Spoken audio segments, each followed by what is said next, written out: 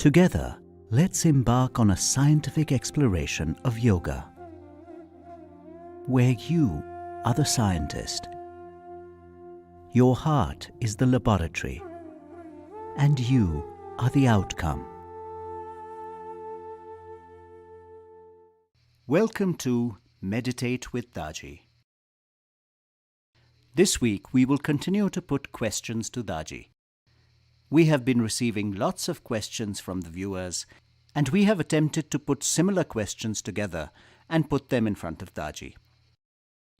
Let's all try and make use of the wisdom and guidance of Daaji as he answers these very common questions that come to all of us. So let's start the question-answer session, and after that, like always, we will meditate with Daaji. Daaji, before you became a spiritual guide, you were also very prosperous in your material life.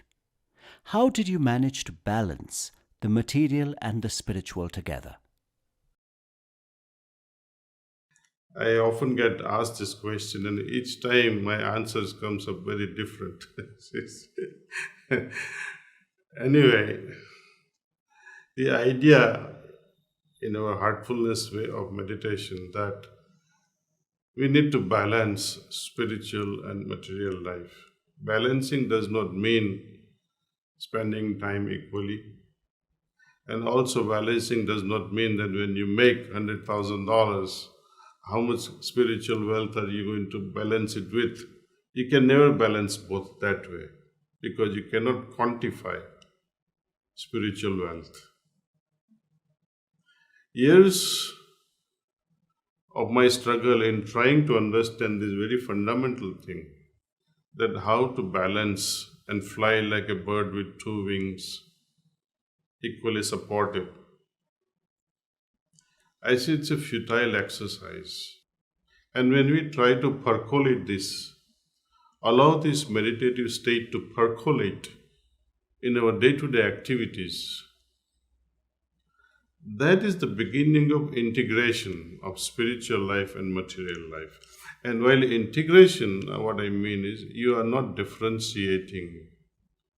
Whatsoever you do, it's spiritual dancing. I used to dispense medications in my drugstores. Not only dispensing medications to patients, but then it used to involve, since I was also the owner of drugstores in New York City, buying, purchasing, recruiting help, advertisement, contacting physicians, hospitals, you name it. There's a multi-pronged approach to the whole thing. And pharmacies in the United States often also carried groceries, milk products. So it was a multi-pronged thing. And while you are doing all these things, a sublime undercurrent of meditative state was always there. And to me, I found it very exhilarating. Often where people find that more they work, more they get tired. My case was different. By the evening came, I became fresh like a flower.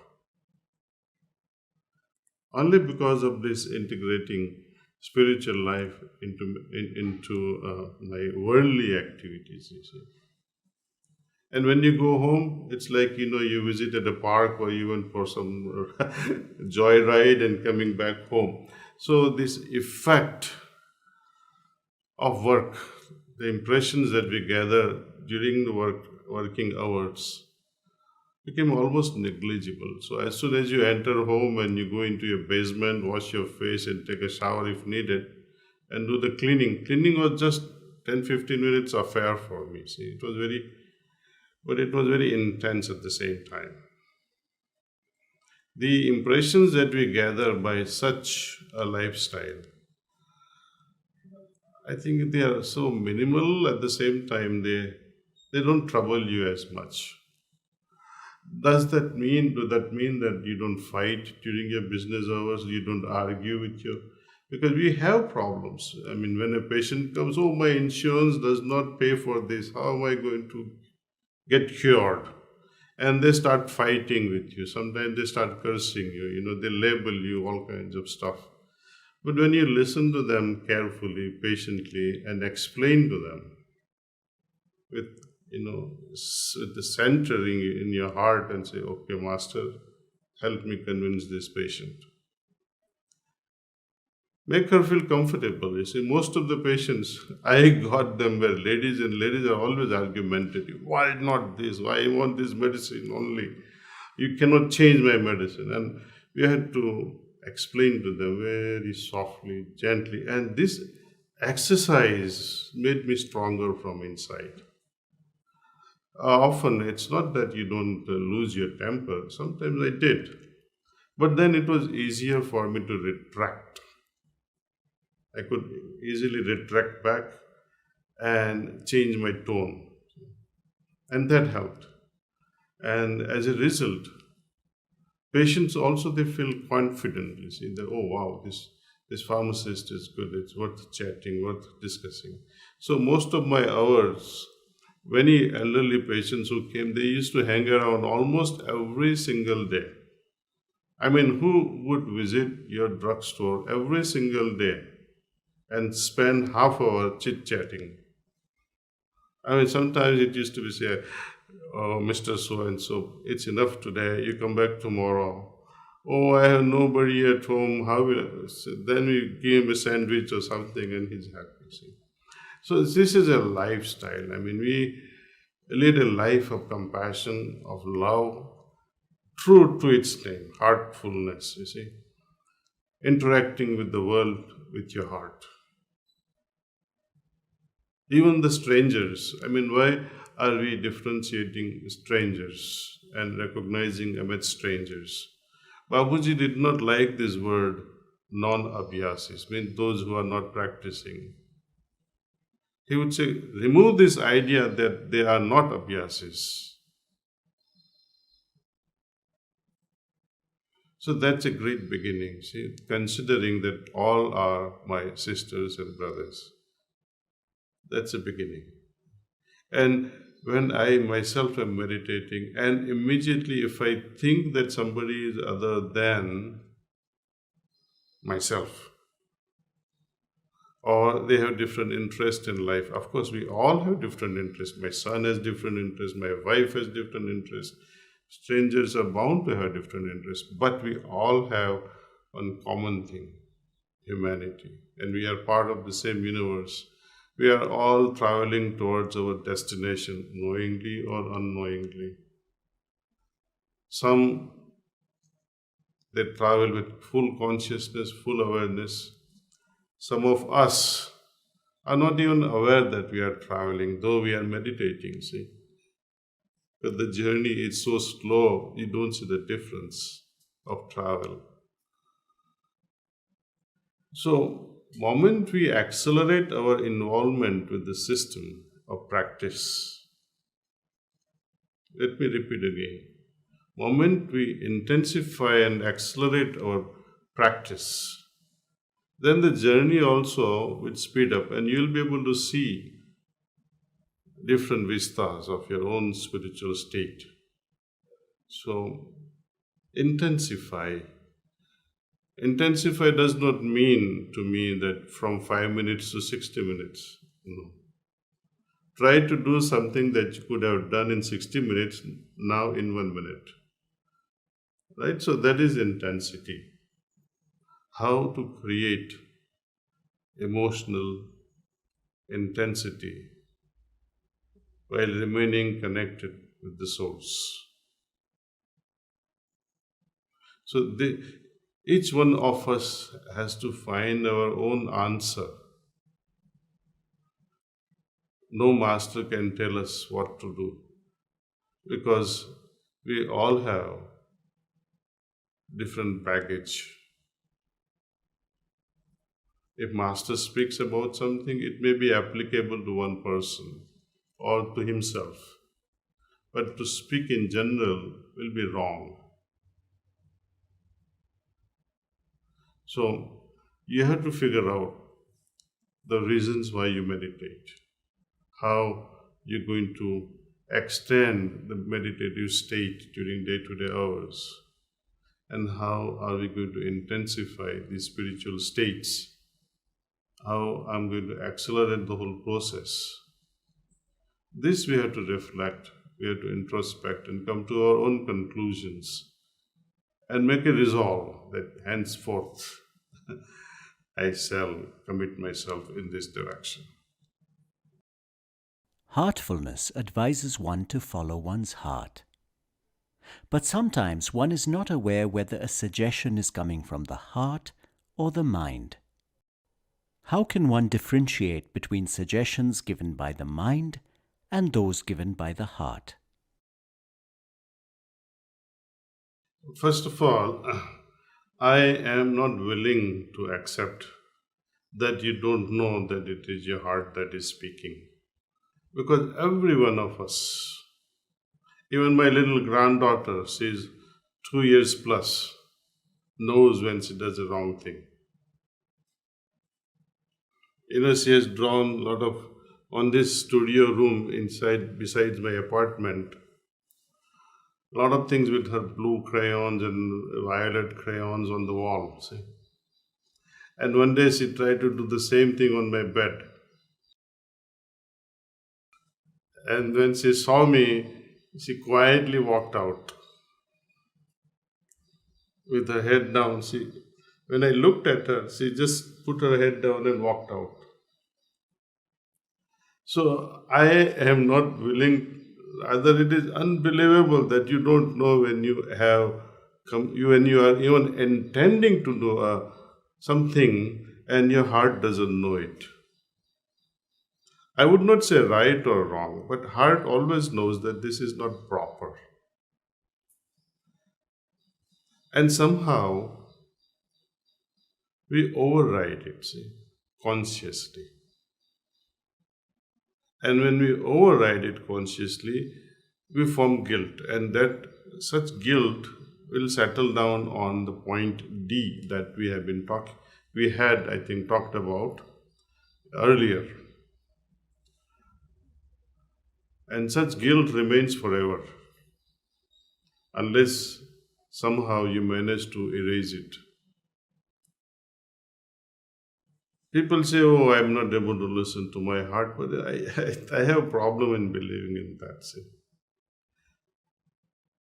Reflect back.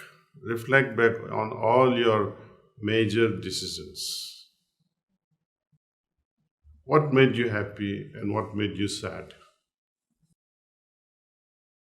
Happier ones were perhaps accidental, or sometimes when you made a decision with all your heart that yes, this is the right thing to do.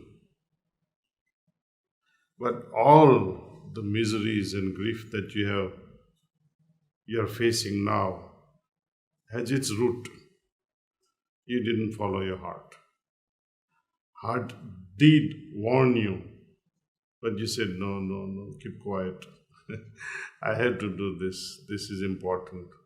But heart says, no, don't do it. And when you override the vetoing heart, then you always regret. So I shouldn't have done it. So I have difficulty in believing that people don't know what heart is saying.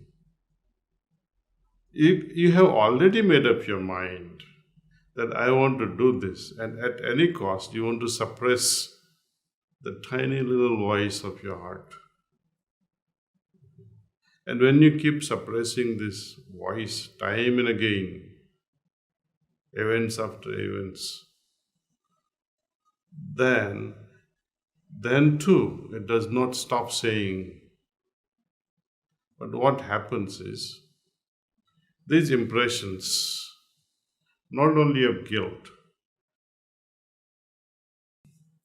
but other things that arises out of not listening to the heart, they settle on all these chakras, and as a result, we somehow affect the physiological functioning of the heart. And I do strongly believe now, and I am going to prove it scientifically also, that this PQRST curve that you see on a cardiogram, they are perfectly related to these 5 chakras that we see, 1, 2, 3, 4, and 5. The impressions that settles on the heart, especially on these 5 chakras, they are on a varying degree of it. Say. And psychological study, psychiatric measurement, and the circumstances under which a person has undergone heart problems, you'll be able to see that it is related to a very specific chakra, specific point in the heart region. If we come to know ahead of time that yes, this chakra is overloaded with, then you can do something about it, you see. Then you can prevent calamities.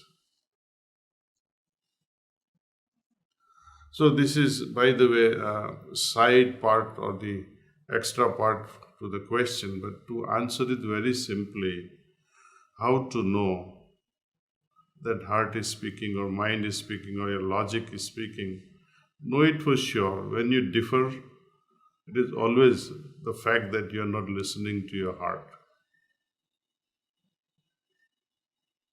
Whenever something is going wrong, heart always signals, always, without fail.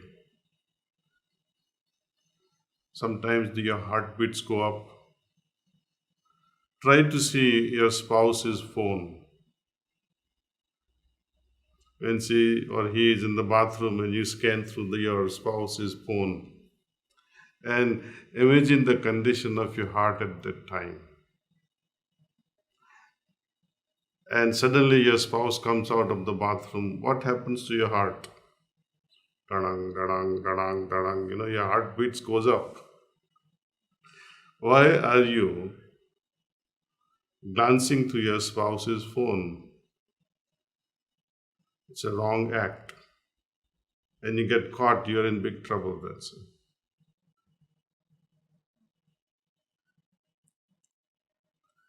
And you're doing rightful thing. Heart doesn't give a signal. Because to do a rightful thing is very natural to us. When it is so natural, it just happens and there is no warning. Imagine each time you do the right thing and there is a warning or there is a congratulatory message. Oh, you did a lovely thing, you did a great thing.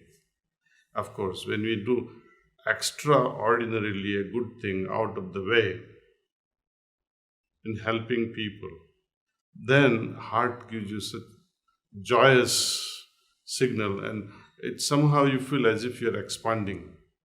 You're dancing as if you're on the clouds. But these are extraordinary acts of generosity.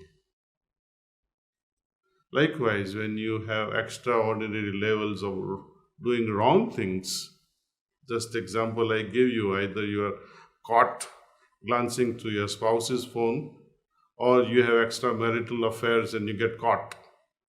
Imagine the condition of your heart at that time. So, how is it that people say, oh, I don't feel my heart when when I'm doing wrong thing? No. It is, I think, you're lying to yourself that I don't know it, or you do not want to follow the dictums of the heart. It's as simple as that. Now, let's all meditate with Daaji.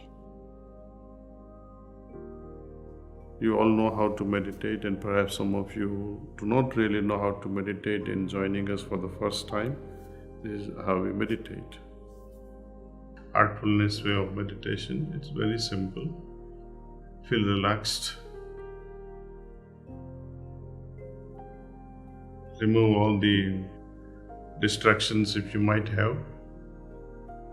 Something like phones. And focus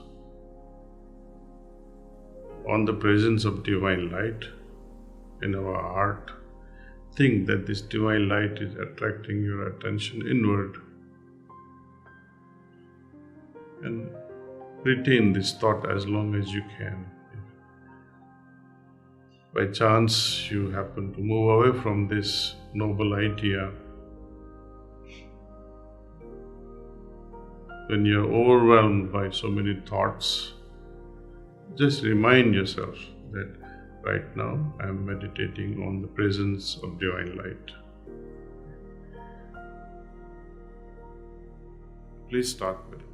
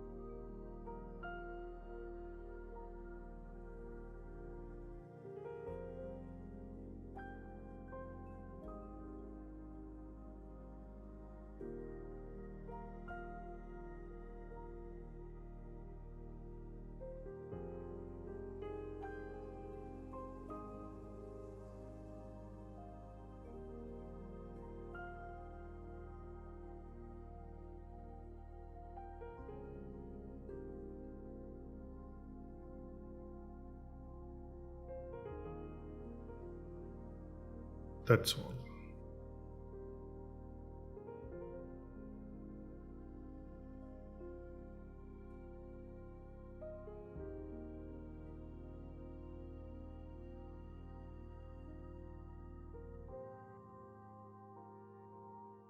What does destiny mean?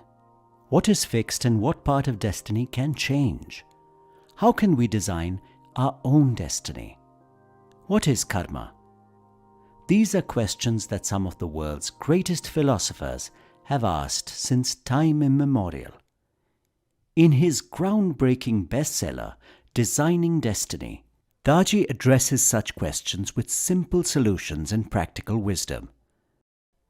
After the success of his first book, The Heartfulness Way, Daaji explains and presents how to use the heartfulness practices to refine our lifestyle. Daaji shows us how to create our future with courage and live life to the fullest. Daaji has introduced us to the basics of heartfulness practice in this series on Astha channel, Meditate with Daaji. With Designing Destiny, we can take this practice even further. We invite you to discover the wisdom of this book for yourself. Designing Destiny by Daaji. Thank you for joining us on this episode of Meditate with Daaji. See you again next week.